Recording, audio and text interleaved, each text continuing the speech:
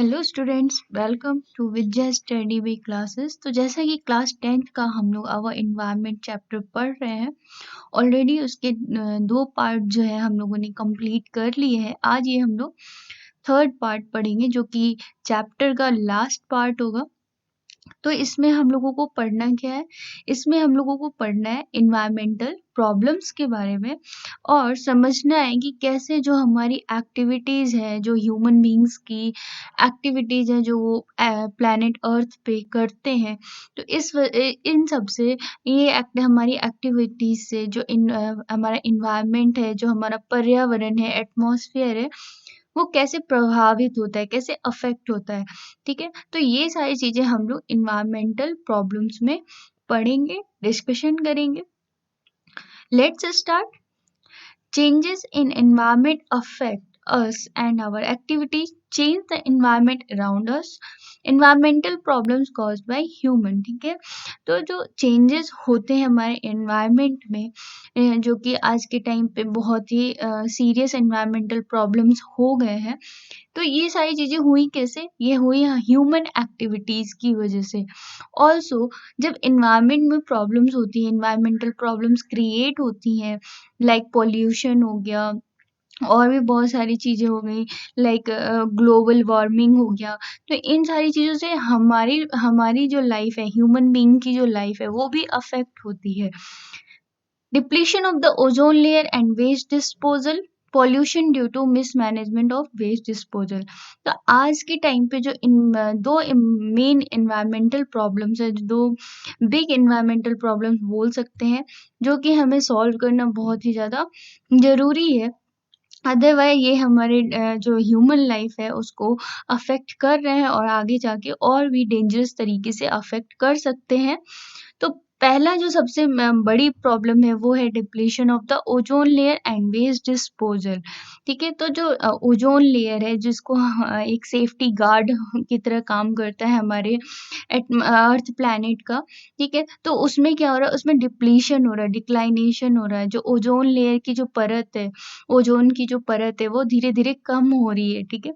तो ये सारी चीज़ों को रोकना बहुत ज़्यादा ज़रूरी है और जो वेस्ट डिस्पोज़ल है, जो हम अपनी लाइफ़ में डेली सामान यूज़ करते हैं, ठीक है? तो उसमें हमारी जो लाइफ़ में जो भी सामान हम यूज़ करते हैं, जो भी आइटम्स यूज़ करते हैं, तो वो हम क्या करते हैं, एक बार यूज़ करते हैं फिर उसको फेंक देते हैं। तो ये वेस्ट में हो जाता है, वेस्ट में चला जाता है। तो इस तरीके से हम क हमारा जो वेस्टेज होता है डे बाय डे, जैसे-जैसे पॉपुलेशन बढ़ रहा है, वैसे-वैसे लोगों की नीड्स बढ़ रहे हैं, गुड्स बढ़ रहे हैं। तो ये जो जैसे-जैसे पॉपुलेशन बढ़ेगा वैसे-वैसे वेस्टेज तो बढ़ने ही है।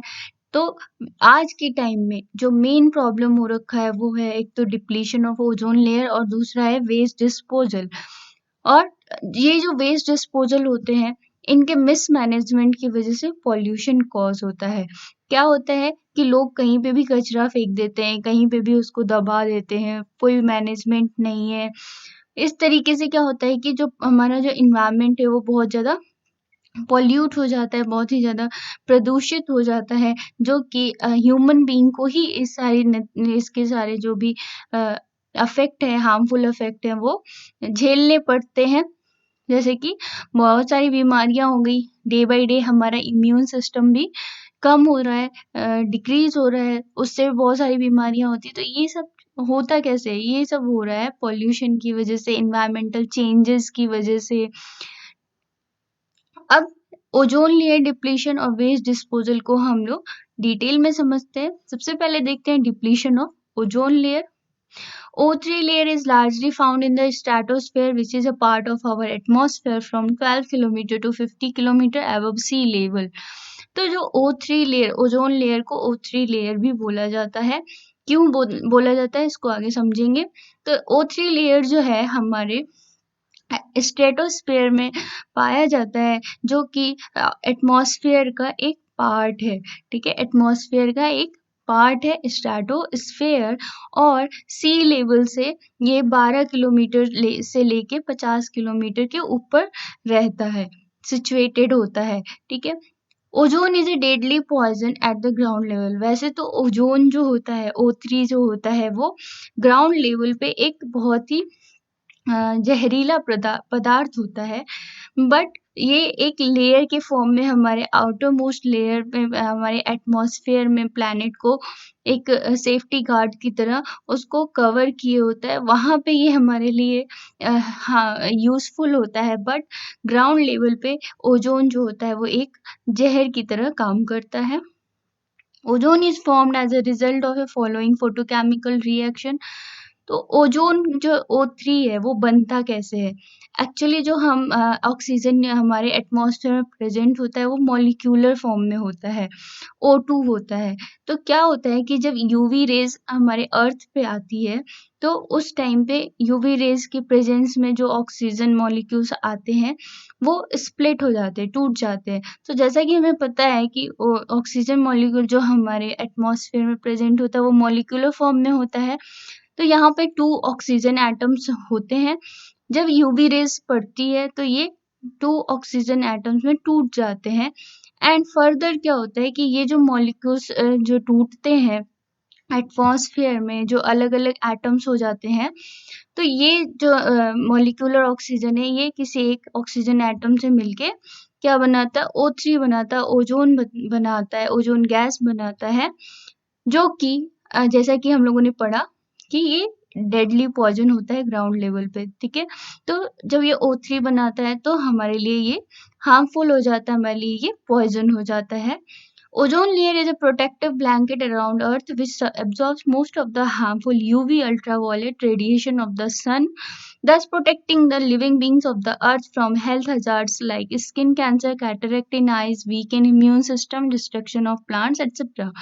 तो अभी मैंने जैसे बताया कि ओजोन लेयर जो होता है वो अर्थ के बाहर एक ब्लैंकेट की तरह, प्रोटेक्टिव ब्लैंकेट, सेफ्टी गार्ड की तरह है अर्थ के लिए, जो कि जो यूवी रेज आती हैं, जो सन रेज से जो यूवी रेज आती हैं, उनसे हमारे अर्थ को ओजोन लेयर बचाता है, thus protecting the living beings of the earth। और जो लिविंग बींग्स हमारे अर्थ पे प्रेजेंट होते हैं उनको ये बहुत सारे ऐसे हेल्थ हजार्ड से बचाता है। वो हेल्थ हजार्ड्स कौन-कौन से हो सकते हैं? स्किन कैंसर हो सकता है, कैटरैक्ट इन आईज हो सकता है, ऑल्सो हमारे जो इम्यून सिस्टम है उसको भी वीक करता है और जो प्लांट लाइफ है उसको भी ये डिस्ट्रॉय करता है। तो इस तरीके से आपको समझ में आ गया होगा कि ओजोन लेयर जो है वो हमारे लिए कितना ही ज़्यादा useful है। The decline of ozone layer thickness in Antarctica was first observed in 1985 and was termed as ozone hole। तो ओजोन लेयर की जो थिकनेस थी, जो ओजोन की जो परत थी, उसकी जो मोटाई थी, उसमें कमी आ रही थी, ठीक है? जो कि फर्स्ट टाइम नोटिस किया गया अंटार्कटिका में इन 1985 और वहाँ पे इसको नाम दिया गया ओजोन होल। तो ओजोन लेयर ऑलरेडी हम लोगों ने समझा कि हमारे लिए कितना ज़्यादा इम्पोर्टेंट है। तो 1985 में ही ओजोन जो होल था उसको ऑब्जर्व कर लिया गया था अंटार्कटिका में। तो अब उसके बाद धीरे-धीरे हमारा ओज़ोन लेयर की जो थिकनेस है वो कम हो ही रही है और इसकी वज़ह से क्या होता है कि ग्लोबल वार्मिंग होता है, हमारा जो प्लैनेट अर्थ होता है हीट अप होता है और इसका रिज़ल्ट हम लोग देख भी सकते हैं कि डे बाय डे जो टेम्परेचर ऑफ अर्थ है, जो हमारे एनवायरनमेंट एटमॉस्फेयर का जो टेम्परेचर है वो कितना ही ज़्यादा राइज़ हो जाता है। जो कि हम लोग नोटिस कर सकते हैं। तो इस तरीके से जो ओज़ोन लेयर है, वो हमारे लिए बहुत ही ज़्यादा इम्पोर्टेंट है, हमारे अर्थ के लिए इम्पोर्टेंट है। बट जो ओज़ोन गैस जो बन जाती है हमारे ग्राउंड लेवल पे, तो वो जो होता है वो हमारे लिए एक डेडली पॉइज़न की तरह काम करता है। तो ये जो ओज़ोन हमारे ग्राउंड लेवल पे जो डेडली पॉइज़न की तरह बन जाता है, तो ये कैसे बनता है? ये भी तभी बनता है जब यूवी रेज़ आती हैं हमारी अर्थ पे। तो ये कैसे रुकेगा? ये रुकेगा जब हमारा ओज़ोन लेयर का जो थिकनेस है, जो ओज़ोन लेयर की जो होल है वो भर जाएगी या पॉल्यूशन कम होने की वजह से वापस से वो अपने पहले के फॉर्म में हो जाएगी, जिसमें कोई भी होल नहीं होगा, एकदम वो हेल्दी हो जाएगा। तो इस तरीके से हम लोग ने यहाँ पे समझा कि ओजोन लेयर का डिप्लीशन क्या होता है एंड ये हमारे लिए कितना ज़्यादा इम्पोर्टेंट है। और ये जो है ओजोन लेयर का जो डिप्लीशन है ये हमारे लिए आज की डेट में सबसे बड़ी इन्वायरमेंटल प्रॉब्लम है। नाउ नेक्स्ट, अब हम देखते हैं कि ओजोन लेयर का जो डिप्लीशन है उसका रीजन क्या है, ह्यूमन बीइंग की उसमें क्या भागीदारी है या ह्यूमन बीइंग का उसमें क्या रोल है। तो excessive use of CFCs that is chlorofluorocarbon, a synthetic inert chemical. तो जो हम एक्सेसिव यूज करते हैं CFCs का, क्लोरोफ्लोरोकार्बन, जो कि एक सिंथेटिक और इनर्ट केमिकल है, डेंजरस केमिकल है। तो इसका एग्जाम्पल है freon which are used as refrigerants. तो फ्रियॉन जो है वो CFCs का एक एग्जाम्पल है, क्लोरोफ्लोरोकार्बन का एक एग्जाम्पल है जो कि रेफ्रिजरेटर में यूज होता है, फायर एक्सटिंग्विशर्स में यूज होता है।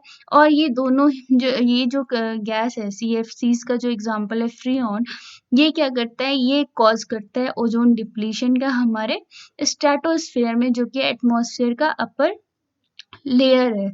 ठीक है, तो यहाँ पे क्या होता है कि जो फ्रियॉन गैस हम रेफ्रिजरेंट्स में और जो फायर एक्सटिंग्विशर्स में यूज करते हैं उसकी वजह से ओजोन डिप्लीशन बहुत ही ज़्यादा होता है, फास्ट होता है। A single chlorine atom can destroy 1 lakh ozone molecules. तो इसी से हम लोग समझ सकते हैं कि ये जो क्लोरोफ्लोरोकार्बन्स है ये कितनी ज़्यादा हार्मफुल है हमारे ओजोन लेयर के लिए। जैसे कि एक सिंगल क्लोरीन एटम जो है वो 1 लाख ओजोन मॉलिक्यूल्स को डिस्ट्रॉय कर सकता है। UNEP, United Nations Environment Program, did an excellent job in forging an agreement to freeze CFC production at 1986 levels Kyoto Protocol by all countries। जब देखा कि बहुत ही ज़्यादा जो हमारा ओजोन डिप्लीशन हो रहा है, जो कि ऑब्जर्व किया गया अंटार्कटिका में फर्स्ट टाइम। तो क्या किया कि गवर्नमेंट ने एक ऐसा प्रोग्राम तैयार किया, ठीक है, यूनाइटेड नेशन एनवायरनमेंट प्रोग्राम तैयार किया, जिसमें क्या हुआ कि 1986 में एक प्रोटोकॉल बनाया गया, क्योटो प्रोटोकॉल बनाया गया, जिसमें क्या हुआ कि जो CFC प्रोडक्शन के जो फ्रीज होते थे, जो रेफ्रिजरेटर्स होते थे जिसमें CFC यूज होता था, उनका जो प्रोडक्शन होता था उसको रोक दिया गया। और यही जो प्रोटोकॉल है, क्योटो प्रोटोकॉल है, को बाकी भी जो देश थे, बाकी जो कंट्रीज थे, उनको भी फॉलो करने के लिए बोला गया। तब जाके क्या हुआ, जब ये CFCs पे जो फ्रिज में यूज होते थे, जब इन पे रोक लगाई गई, तब जाके जो हमारा ओजोन लेयर डिप्लीशन था वो थोड़ा कम हुआ। बट ये अभी भी कंटिन्यू है, खत्म नहीं हुआ है, अभी भी ओजोन डिप्लीशन थोड़ा हो ही रहा है, बिकॉज इतनी ज़्यादा पॉपुलेशन है और पॉल्यूशन तो बहुत ही ज़्यादा है जो इंडस्ट्रीज से, फैक्ट्रीज से हो रही हैं। और ह्यूमन बीइंग भी इसमें कुछ पार्टिसिपेट नहीं करते, प्लांट लगाने, ट्रीज लगाने की बजाय उनको कट करते हैं। बहुत ही बड़े बड़े एरियाज होते हैं, उनको पूरा वैरन कर देते हैं अपने इंडस्ट्रीज लगाने के लिए, बिल्डिंग सोसाइटी बनाने के लिए। तो ओजोन डिप्लीशन अभी भी कंटिन्यू है। नाउ नेक्स्ट टॉपिक है गार्बेज डिस्पोजल, जो कि अगेन एक बहुत ही बड़ी एनवायरमेंटल प्रॉब्लम है, और ये बात सबको पता है। Industrialisation and rise in demand of consumer goods have created a major problem in the form of wastage garbage accumulation and its disposal, specially in urban area. तो गार्बेज डिस्पोजल जो है ये बहुत ही ज़्यादा होता है इंडस्ट्रियलाइजेशन में, ठीक है। जो इंडस्ट्रीज होती हैं, जहाँ पे बहुत ही ज़्यादा इंडस्ट्रीज होती हैं, वहाँ पे सबसे ज़्यादा गार्बेज डिस्पोजल होता है, वाटर बॉडीज में होता है। और जो खाली जगह पड़ी होती, खाली लैंड होता है, वहाँ पे ये लोग डिस्पोज करते हैं, जो कि हमारे इन्वायरमेंट के लिए सेफ नहीं है। हमारे इन्वायरमेंट में बहुत ही ज़्यादा पोल्यूशन कॉज करते हैं, बीमारियाँ पैदा करते हैं। ऑल्सो जैसे जैसे पॉपुलेशन बढ़ता है तो कंज्यूमर के डिमांड्स भी बढ़ रहे हैं, तो कंज्यूमर गुड्स भी बढ़ेंगे, और जितनी ज़्यादा इंडस्ट्रियलाइजेशन में प्रोडक्शन होगा, प्रोडक्टिविटी होगी, उतने ही ज़्यादा जो गार्बेज बनेगा और उतने ही ज़्यादा गार्बेज इधर उधर फेंके जाएंगे, डिस्पोजल होगा, जो कि हमारे एनवायरनमेंट के लिए, एटमॉस्फेयर के लिए एक मेजर प्रॉब्लम है। ऑल्सो क्या करते हैं कि जो ये वेस्टेज डिस्पोजल होता है ये कहाँ कर देते हैं, अर्बन एरियाज में कर देते हैं।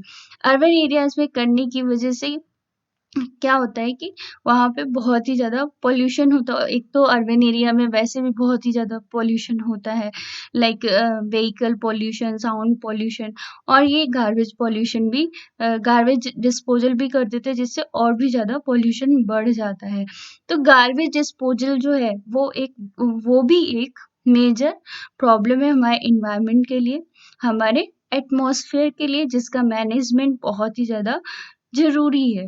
नाउ नेक्स्ट, तो यहाँ पे कुछ ऐसे डिफरेंट मेथड्स दे रखे हैं जिसपे जो कि सॉलिड वेस्टेज डिस्पोजल के मेथड्स हैं कि हम अपने आसपास कैसे सॉलिड वेस्टेज डिस्पोजल करते हैं या कर सकते हैं। ठीक है, तो फर्स्ट मेथड है ओपन डंपिंग का, a conventional method in which solid waste is dumped in selected areas of a town, it actually cause pollution। तो ओपन डंपिंग में क्या होता है कि एक पर्टिकुलर एरिया जो कि खाली पड़ा होता है, वहाँ पे जाके बहुत सारे जो शहर से, जो भी सिटीज से कूड़ा करकट इकट्ठा करते हैं, जो आती है गार्बेज ट्रक जो आती है, वहाँ से इकट्ठा करते हैं और जाके वो उस पर्टिकुलर एरिया में डाल देते हैं, और उससे क्या होता है, ओपनली डाल देते हैं वहाँ पे सॉलिड वेस्टेज। तो उससे क्या होता है कि हमारे जो एनवायरनमेंट में, एटमॉस्फेयर में बहुत ही ज़्यादा पॉल्यूशन होता है और बीमारियाँ तो फिर होनी ही है। नेक्स्ट जो मेथड है वो है land fillings. Wastage are dumped in low living area and compacted by rolling with bulldozer.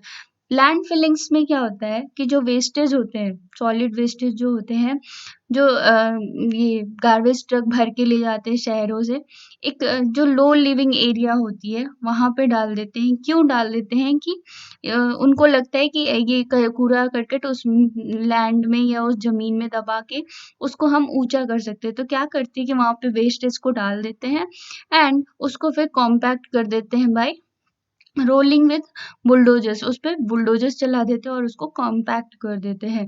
तो अगेन ये एक मेथड तो है सॉलिड वेस्टेज डिस्पोजल का, बट ये हमारे एनवायरनमेंट को, एटमॉस्फेयर को क्लीन नहीं कर रहा और पॉल्यूट ही करेगा, क्योंकि जब ये सड़ेगा तो इसके जो भी स्मेल होगी या जो भी इससे रेडिएशंस निकलेंगे वो जाएंगे तो हमारे एटमॉस्फेयर में ही।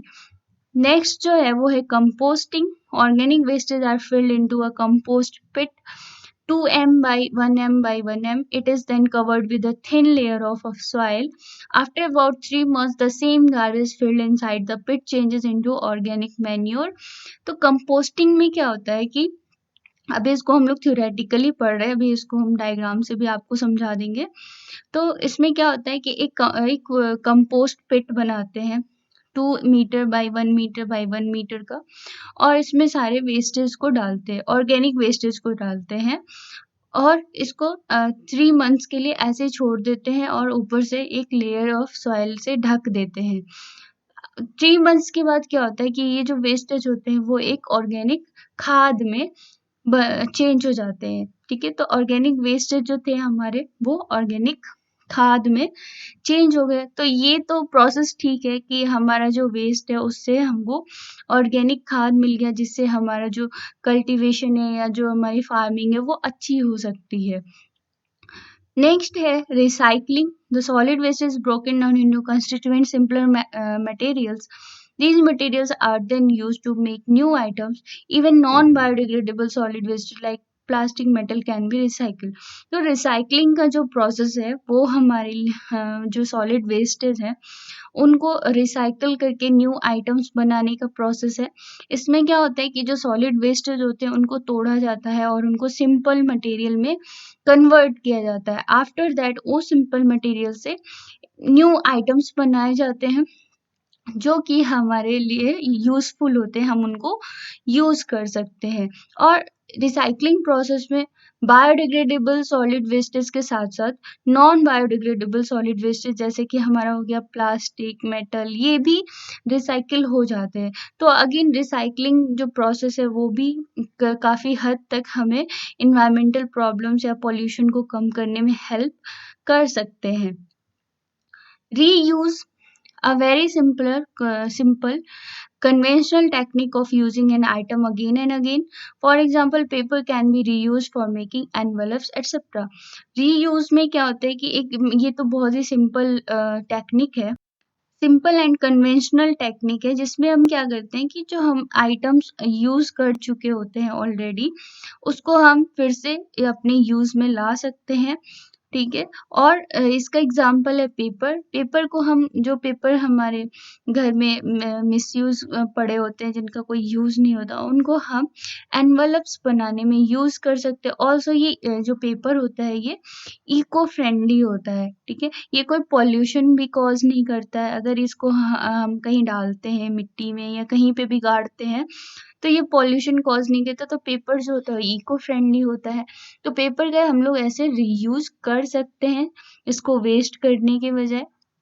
तो यहाँ पे कुछ ऐसे हम लोगों ने मेथड्स पढ़े जो कि सॉलिड वेस्ट डिस्पोजल के थे, और around the world, all over the world ये मेथड्स यूज किए जा रहे हैं ग्लोबल वार्मिंग और डिक्लाइनेशन ऑफ ओजोन लेयर को समझते हुए कि नहीं होना चाहिए, जो कि हमारे इन्वायरमेंट के लिए, एटमॉस्फेयर के लिए अच्छा नहीं है। और as a responsible citizen, as responsible human being, हमें भी अपने अर्थ को बचाने के लिए ज़्यादा से ज़्यादा प्लांट और ट्रीज लगाने चाहिए, ज़्यादा से ज़्यादा प्लांटेशन करना चाहिए instead of cutting them.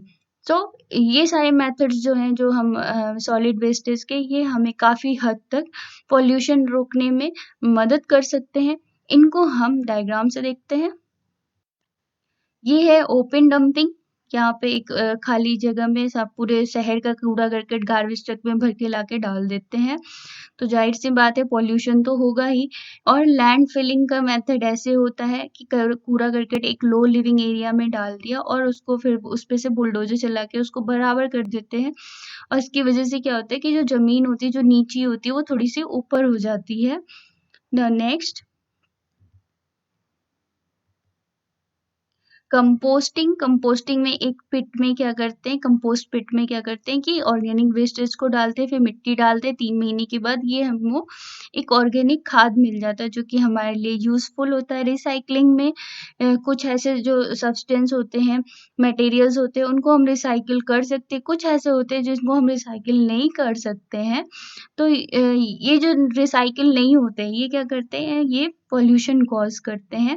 But जो रिसाइकिल होते हैं, इनको हम रिसाइकलिंग प्रोसेस के द्वारा, बहुत सारी कंट्रीज में रिसाइकलिंग की प्रोसेस होती है, और उसको न्यू आइटम्स बना के उसको यूज भी करते हैं दोबारा से लोग, जो कि एक अच्छी बात है हमारे इन्वायरमेंट के लिए। बट जो नॉन रिसाइकलिंग होती है, like pizza boxes, aerosol cones, horses, plants, toys, dishes, electronics, तो हमें ह्यूमन बींग्स को कोशिश करना चाहिए कि ये सारी चीज़ें हम कम से कम यूज़ करें।